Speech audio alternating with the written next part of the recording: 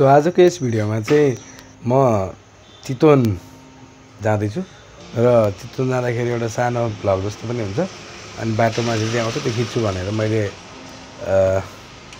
सानो छोटो भिडियो बनाएको छु। हेर्नु होला, इन्जोय गर्नु होला। हेटौडाबाट स्टार्ट गरेको। आज इबीमा गएको। सजिलो चाहिँ सजिलै हो, छिटै पुगिन्छ, तर अलिकति अलि अगाडि एउटा घटना सुनेको थियो। त्यो घटनाले गर्दा अलिकति डर चाहिँ लागिरहेको थियो, तर पनि हामी राम्रैसँग आइपुग्यौँ। अनि तर चितवनको बाटो चाहिँ एकदम राम्रो बनिसकेको रहेछ।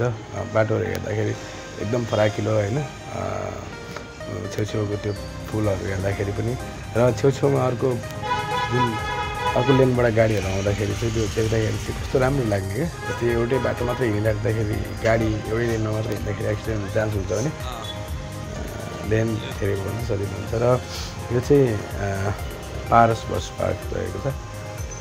यहाँ चाहिँ हामी ओर्लेका थियौँ, भरतपुर केन्द्रीय बस पार्क। यहाँबाट हामी अटो लिएर त्यसपछि आज काम चाहिँ सिँचाइ मन्त्रालयमा थियो, त्यसैको लागि हामी यहाँबाट निस्क्यौँ र 5-7 मिनट जति लाग्थ्यो यहाँबाट जान। र यहाँ छेउमै हेर्दै जाँदा दाइले भन्नुभएको थियो छेउमै एउटा कैदीहरूलाई राख्ने ठुलो जेल पनि छ भन्नुभएको थियो। मैले त्यो पनि साइडबाट खिचेको थिएँ, एकदमै ठुलो रहेछ। यो कैदीलाई राख्ने यहाँ चितवनमा रहेको छ। अनि यो साइडमा रहेको यो सरकारी भवन भन्दै हुनुहुन्छ दाइले। अनि अब हामी यहाँबाट नजिकै यता टेलिकम छ छेउमै, यहाँबाट जानुपर्छ भन्दै हुनुहुन्थ्यो। सायद यहीले टेलिकम, नेपाल टेलिकम छेउमै रहेको अलिकति अगाडि रहेको मन्त्रालयमा हाम्रो काम थियो र हामीले यो मन्त्रालयमा उडेर केही समय काम पनि गऱ्यौँ। काम चाहिँ भयो राम्रैसँग, त्यो खुसी लाग्यो।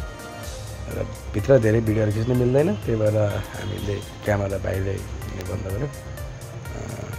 अनि त्यसपछि लगभग आधा एक घन्टाको काम सकिसकेपछि अनि म बाहिर निस्केँ। अनि खाजा खायौँ। हामी त्यसपछि अलिकति त्यहाँ सिएको बुक लिनु थियो, त्यहाँ हामीले एजुकेसनमा त्यहाँ हाम्रो सामान आउँदै थियो, अनि त्यो लिएर त्यसपछि ब्याक टु होम भयौँ। र आजलाई भिडियो यति नै रह्यो भनेर बुझ्नु होला। Thank you so much.